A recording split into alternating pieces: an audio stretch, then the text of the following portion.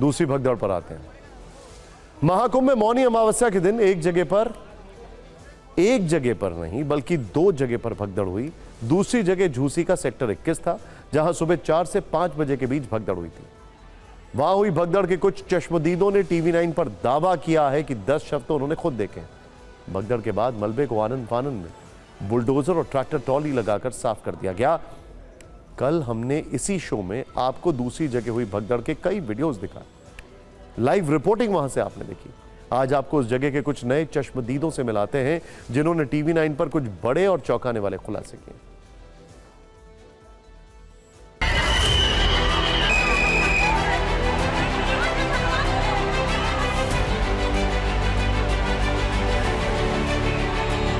भगदड़ मची थी।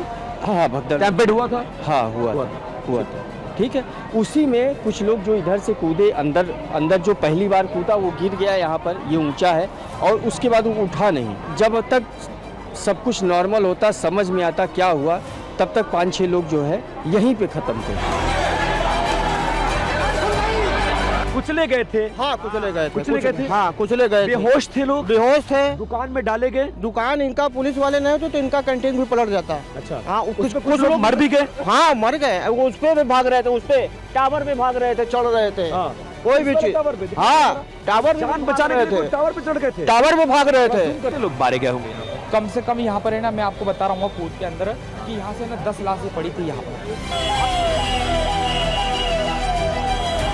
लोग आपके हिसाब से मारे गए? हम यहाँ से वहाँ तक नहीं जा पाए थे, लेकिन यहाँ से जो देखे हैं स्थिति, कम से कम 10 से 15 लोग सर हम यहाँ से देखे हुए। हम लोग संगम नहा के लौट रहे थे। लौट रहे थे। सोच लीजिएगा हम लोग का क्या दशा किया ये लोग ने। कोई हम लोग का साथ नहीं दे रहा था। 2 बच्चे ने, और ये बच्चा देखो ये है। हम लोग का जान बचाने के लिए इतने पुलिस लगे थे, मगर कोई बोल नहीं रहा था। पुलिस वाले ऐसा मुँह ताक रहे थे, ऐसा लग रहा था उनको कुछ समझ में नहीं आ रहा था। आप यहाँ पर देख सकते हैं, यहाँ पर 3 लाश पड़ी हुई है। हाँ। जो गाड़ी आई ना 100 नंबर की, कैमरे में दिखाइए ना। हाँ यहाँ पर आप देख सकते हैं। हाँ। यहाँ पर आप देख सकते हैं। हम टावर पे ही थे, इस टावर पे चढ़ गए थे। वो भी हेल्पर नंबर दे रखे ना, किसी पे फोन ही नहीं लगता। आप लगा ट्रक कितनी जेसीबी गई? हाँ जी जेसीबी। आज क्या लग गया जेसीबी? जेसीबी में वही चप्पल, कपड़ा, पता नहीं बैग, वही सब ले जा रहे हैं। वही सब ले जा रहे हैं। और कम से कम 6-7 घंटा जेसीबी चला। अब आपको दूसरी भगदड़ पर एक और बड़ी गवाही सुनाते हैं। यूपी टूरिज्म की प्रमोटर और social media influencer Tania Mittal ने TV9 पर चौंकाने वाला खुलासा किया। तानिया मित्तल का दावा है कि झूसी के सेक्टर 21 में हुई भगदड़ के समय वो वहां पर मौजूद थीं और उनका कहना है कि कई लोगों ने उनके सामने दम तोड़ा था। तो क्या प्रशासन ने इस दूसरी भगदड़ पर जानबूझकर पर्दा डाल दिया? क्या मंजर था जब आप वहां पर पहुंची, लोगों को बचाने की कोशिश की? क्या मंजर क्या था वहां का? मंजर, लोग दम घुट घुट के मर रहे थे। उन्हें सांस नहीं आ रही थी, बिल्कुल जगह नहीं थी, पुल खुल नहीं रहे थे, लोग बहुत ज़्यादा बढ़ते जा रहे थे और छोटे छोटे बच्चे थे, वो अपने माँ बाप से बिछड़ते जा रहे थे। एक और हमने रेस्क्यू किया, उसको उठाते उठाते हमने देखा कि उसका जबड़ा टूटा हुआ है। किसी ने लाश पे पैर मार के उसके दांत वात सब तोड़ दिए थे। यहां पर तान्या जी, आपके हिसाब से कितने लोगों की जान गई? कितने लोगों के शव आपने देखे? कितने लोगों को बचाने की कोशिश की? कुछ बता सकती हैं? मैं आपको वीडियो शेयर कर दूंगी। मैंने तो मतलब सब कुछ, आप ये समझो कि वो ट्रॉमा मेरी आंखों में ही बस गया है। बिल्कुल। कम से कम वहाँ पे 30-40 लोग तो मरे ही थे, कम से कम। हल्दीराम के अंदर ही हमारे पैरों में थी लाशें 3-4। हमें डर लग रहा था वो जो स्टोर वाले बच्चे हैं उन्हें नहीं पता लग जाए, वो घबरा जाएंगे, वो हमें बाहर नहीं निकाल दें। विपिन चौबे की तरह ही TV9 भारतवर्ष के हमारे दूसरे सहयोगी रूपेश कुमार भी भगदड़ की सच्चाई जानने के लिए प्रयागराज का कोना कोना छान रहा है।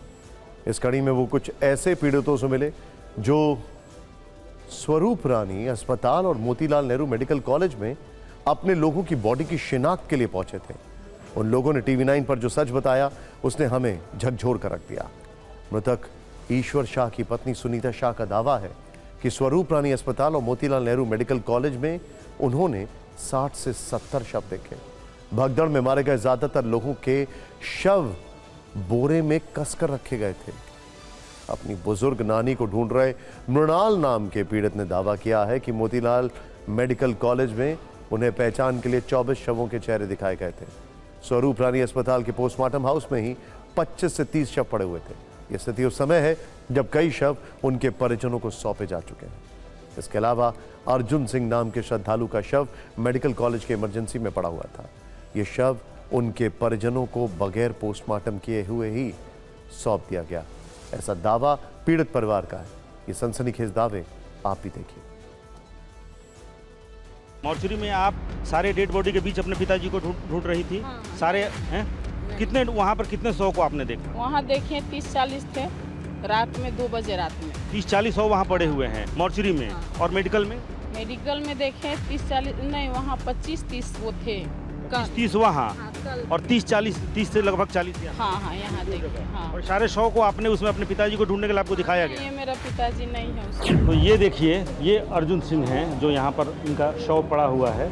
ये शव है अर्जुन सिंह का। ये कागज़ है, इस कागज़ पर आप देखिए कहीं कुछ नहीं लिखा है। यहाँ पर डॉक्टर का सिग्नेचर तक नहीं है, सिर्फ मेडिकल कॉलेज। बाकी हिस्ट्री में एक ये जो हिस्ट्री में लिखा हुआ है ब्रॉड डेड, मृतक लाए गए थे। और ये इमरजेंसी के ठीक पास यहाँ पर ये इनका शव, यहाँ पर आप देखिए ये शव पड़ा हुआ है। और स्थिति ये है कि ना तो पोस्टमार्टम हुआ है और ना ही एम्बुलेंस ले जाने तक की व्यवस्था हुई है। डेड बॉडी भी इनको सौंप दिया गया है, लेकिन ले जाने की कोई व्यवस्था नहीं है। कहाँ से आए हैं आप? फतेहपुर जिला से। फतेहपुर जिला से। डेड बॉडी आपको सौंप दिया गया जी।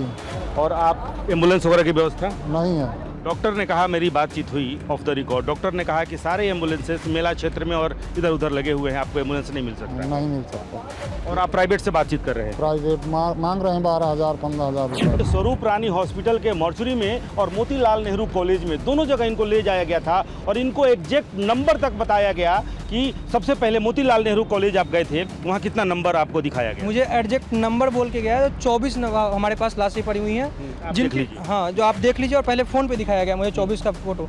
ये जहाँ हम खड़े हैं स्वरूप रानी हॉस्पिटल, यहाँ के मॉर्चरी में कितनी लाशें आपको दिखाई? यहाँ पे जब मैं इंटर हुआ तो वहाँ पे 2 रूम फुल था। जो पिछले बैक वाली रूम थी उसमें सारे पूरी तरीके से बस 2 कदम रखने की जगह थी, पूरे लाशें फुल थी। 3 से 4 लाश बस जो ऐसा था जिनका जानकारी हो चुका था, जिनको पता चल चुका था। कुल मिला के यहाँ कितना? हाँ, उनके ऊपर लगभग 20 से 25 लाशें ऐसी पड़ी हुई थी जो यहाँ पे पड़ी हुई थी। कल की डेट बता रहा हूँ। और यहाँ पे बताया गया जो और जिनका जानकारी हो चुका है वो जा चुके हैं यहाँ से। अब आते हैं उस दावे पर जिसे महाकुंभ के पहले दिन से गर्व के साथ पूरे देश को बताया जा रहा था। कहा जा रहा था कि पूरे मेला क्षेत्र में 2700 सीसीटीवी कैमरे लगे हैं, कई एआई कैमरे लगे हुए हैं, 2400 घंटे ड्रोन से निगरानी हो रही है, कहीं कोई गड़बड़ नहीं हो सकती। कितने करोड़ लोग हर दिन संगम में डुबकी लगा रहे हैं, ये जानकारी हर घंटे इन्हीं हाईटेक सिस्टम के जरिए दी जा रही थी। लेकिन भगदड़ के समय ये सभी कैमरे क्या खराब हो गए थे? भगदड़ के वीडियो एक भी कैमरे में रिकॉर्ड क्यों नहीं हुए? सरकार ने अपनी तरफ से ऐसा कोई वीडियो अब तक जारी क्यों नहीं किया? सरकार पर यह सवाल शंकराचार्य स्वामी अविमुक्तेश्वरानंद ने उठाए और तल्ख लहजे में पूछा है कि सरकार क्या छुपाने की कोशिश कर रही है। हमारे मुख्यमंत्री आदित्यनाथ जी ने वक्तव्य देते हुए कहा था कि हमको बताया जा रहा है, जो आकलन है हमारा, 40 करोड़ लोग यहाँ आने वाले हैं, लेकिन हम 100 करोड़ की व्यवस्था कर रहे हैं। तो 100 करोड़ की जब व्यवस्था की गई है और उसमें 40 करोड़ लोग आए हैं, तो अब व्यवस्था कैसे हो गई? ये जो 18 घंटे के लगभग मुख्यमंत्री जी ने घटना को छुपा करके रखा और कहा कि अफवाहों पर ध्यान न दें, अफवाहों पर ध्यान न दें, सब ठीक चल रहा है, शांतिपूर्वक स्नान हो रहा है। ये 18 घंटे जो ये इतनी बड़ी घटना को छिपा करके रखा, ये बहुत पीड़ाजनक है। उसमें से भी एक ही घटना के बारे में जिक्र किया गया, संगम नोच पर, और जो झूसी में घटना घटी जिसमें 28 लोगों को वहाँ प्रत्यक्षदर्शी बता रहे हैं कि 28 लोग उसमें मरे, वो वीडियो हम लोगों को दिखाया गया। बड़े अधिकारी थे, उन्होंने कहा कि 6 जगह घटना हुई है, बहुत हृदय विदारक है। फिर हमारे ब्रह्मचारी ने उनसे पूछा कि कितने लोग चले गए हैं, कुछ है पता?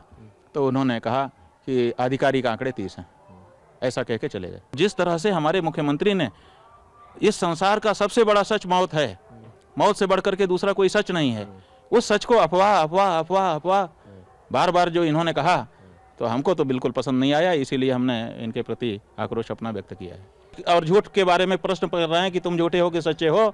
हम कह रहे हैं कि जिसका प्रमाण हो गया कि वो झूठा है उसके ऊपर कहाँ एक्शन हुआ अभी तक? क्या एक्शन चाहते हैं आप?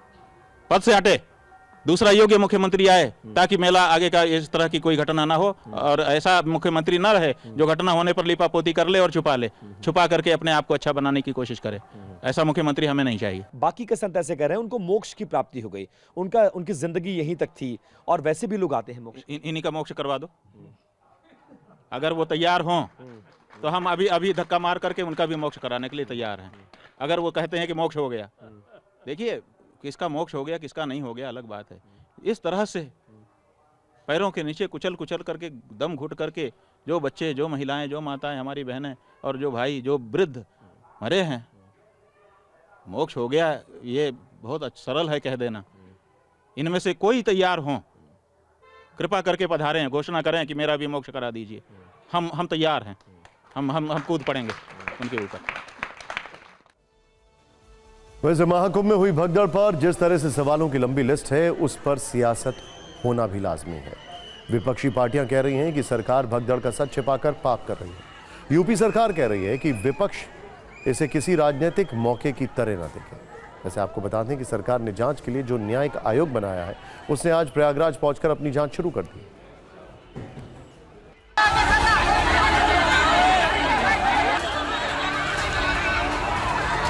उत्तर प्रदेश की सरकार, उनके मुख्यमंत्री नैतिक रूप से तो जा चुके हैं, राजनीतिक रूप से कब जाएंगे ये बड़ा सवाल है। जिन लोगों की जान गई है भगदड़ में, सरकार संख्या छिपा रही है, और सरकार इसलिए संख्या छिपा रही है क्योंकि उन्हें मुआवजा न देना पड़े। आज के सोशल मीडिया का जो युग है, इसमें किसी भी घटना को कोई छुपाया नहीं जा सकता कि सरकार का कौन सा इसमें लाभ है जो छुपा के करेंगे, कि दुख के अवसर में भी ये राजनीतिक लाभ की तलाश में भटकते हैं।